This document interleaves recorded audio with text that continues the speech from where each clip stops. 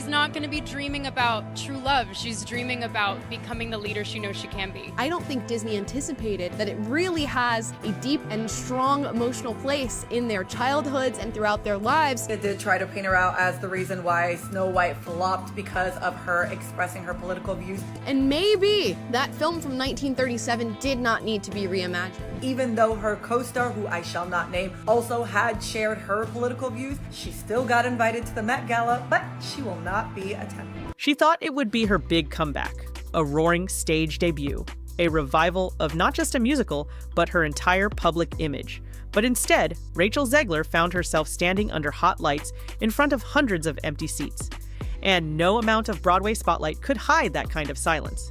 After months of backlash, memes, and studio spin, her new role in Evita was supposed to signal redemption. Instead, it's triggered a new wave of whispers that maybe, just maybe, Hollywood backed the wrong star.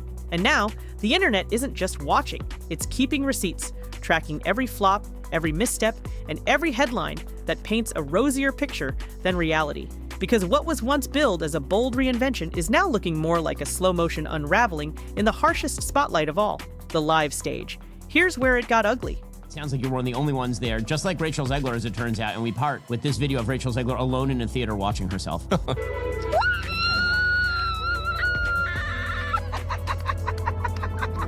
One of the most unlikable humans That ever. is sadder than when the original Snow White eats the apple. Rachel had already taken heat for her Snow White comments, calling the prince a stalker and promising a version of the fairy tale no one asked for. That controversy simmered online, but the real fallout, it arrived live with rows of empty chairs at the iconic London Palladium. So I actually met Rachel Zegler in New York after her Broadway show performing Romeo and Juliet. More to do with Gal Gadot calling out Rachel Zegler and putting her in the hot seat, as well as Disney when bringing up the production issues for Snow White. The way that she talks and the way that she presents herself to the camera does not always bode well with people, but that doesn't make her a bad person. So yeah, that's my unpopular opinion on her. Now, Gal delivered the following: the most important thing when you are working on a film is teamwork. A venue that holds over 2,000 seats. Yet night after night, whole sections remain unsold. Despite the legacy of Andrew Lloyd Webber and Tim Rice behind the production, despite the prestige, despite the hype, tickets are being slashed to under 30 euros. And still, no one's biting. The buzz has turned to murmurs, the spotlight into a heat lamp. It's not just about the role, it's about a career teetering on the edge of something darker. Audience rejection. It's not just anecdotal. A quick scroll through the ticket portal shows the truth. Seats available for June, July, even August. Premium rows, untouched, balcony, empty, and the excuses are running out. Some reports tried to float that over 4 million euros in tickets had already been sold before Rachel's name was announced. But Reddit threads quickly picked that apart. If so many seats were gone, why are front rows wide open? Why is it this easy to score same-week passes? It feels like PR smoke and mirrors, the kind of tactic that might work on movie audiences, but in theater? You either fill the house or you don't. And worse, the longer this continues, the more the silence becomes deafening. There's no hiding from the empty seats, no photoshopping the crowd, no viral soundbite to save the show. It's just Rachel, a stage, and a room full of judgment disguised as silence. Proper photos every time I'm online for the Snow White ride, and I have to pretend like, oh God, well, crazy that we're in front of this. If I'm gonna stand there 18 hours in a dress of an iconic Disney princess, I deserve to be paid for every hour that it is streamed. Now here's the twist. On TikTok, Rachel was getting praise for her Met Gala appearance, while her Snow White co-star, Gal Gadot, faced criticism despite staying out of the drama. It's like the internet reversed itself. But offline, the support doesn't translate. Rachel skipped the Met Gala, and her stage show remains ghost town quiet. The disconnect is surreal. How can someone be adored on social media and ignored in real life? The answer may lie in how audiences actually connect. Online clout doesn't guarantee ticket sales. Not when people remember how she mocked the original Snow White story or came off as dismissive in interviews. And that digital applause? It fades fast when met with real-world indifference, because in theater, support isn't a comment. It's a seat bought, a show attended, and applause that actually echoes. Disney poured nearly 600 million euros into Snow White and still couldn't save it.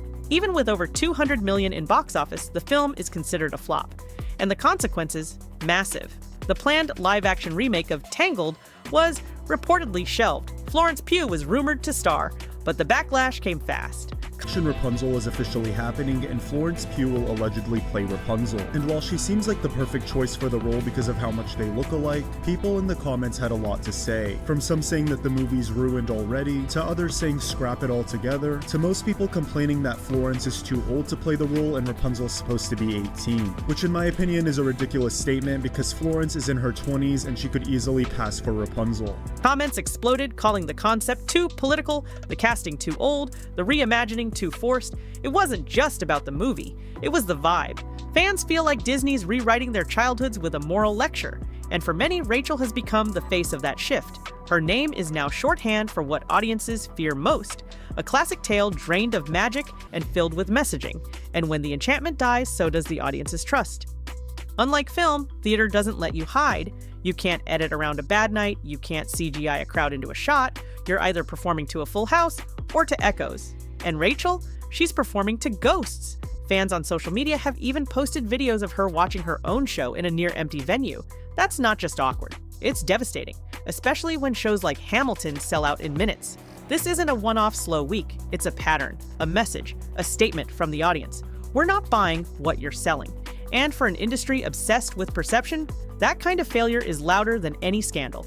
It cuts through the noise, the spin, and the scripted interviews. Because a half-empty theater doesn't lie. Let's call it what it is. Rachel Zegler was Hollywood's chosen one. After West Side Story, she was handed the keys.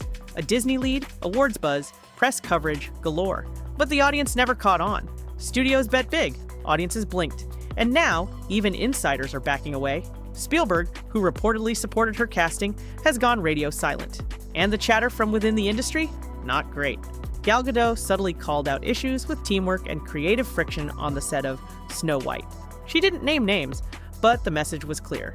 The energy behind the scenes wasn't magic, it was mayhem. And if insiders are starting to speak, even in whispers, it means the bubble is leaking, fast. But I have to say that in person, oh my god, she is so sweet. And not only that, she is ridiculously talented. Here's the hard truth. Rachel might be talented, but it's not just about talent. It's about tone, timing, tact. She's been described by fans who met her as sweet, but her on-camera persona, condescending, distant, over-rehearsed, and that disconnect keeps growing. Legacy PR paints her as a rising star, but public perception keeps dragging her down. She's not the first actor to face backlash, but few have seen this level of resistance so early, because when you alienate the audience before they've fully embraced you, there's no fan base to fall back on, no loyalty to defend you, just an awkward silence and a lot of empty seats. Even when the talent is there, a damaged reputation can eclipse every standing ovation. And the more it snowballs, the harder it becomes to climb out from underneath it. And now comes the ghosting. No official cancellations, no dramatic exits, just fewer roles, quieter announcements, less buzz. It's the Hollywood version of fading out. 1 month, you're on every red carpet. The next, you're nowhere. Not because of one film or one mistake, but because the audience never asked for you in the first place. Studios can force a headline, they can't force a connection. And Rachel, for all her skill, never truly earned that emotional buy-in from fans. And that's what this business is built on. Her trajectory now feels like a cautionary tale being written in real time. One that execs, casting agents, and influencers are quietly studying. Rachel Zegler's story isn't over, but it's paused. The cameras are still rolling. The curtain is still up. But the applause? It's missing. Because no matter how many articles say otherwise, it's the people, not the producers, who decide who stays famous. Maybe Rachel will pivot, maybe she'll reinvent. But until then, she remains a symbol of what happens when you skip the step of connection and rush straight into stardom. And in Hollywood, that's the one rule you never break. In the end, it's not just about the talent you show, it's about the loyalty you build. Because once the spotlight fades, only the truth remains. And right now, the truth is playing out in a theater half empty and a fandom half gone. Drop a comment below if you've been following Rachel's rise and fall, and let us know what you think the industry should learn from all this, because the next rising star might be watching this play out right now.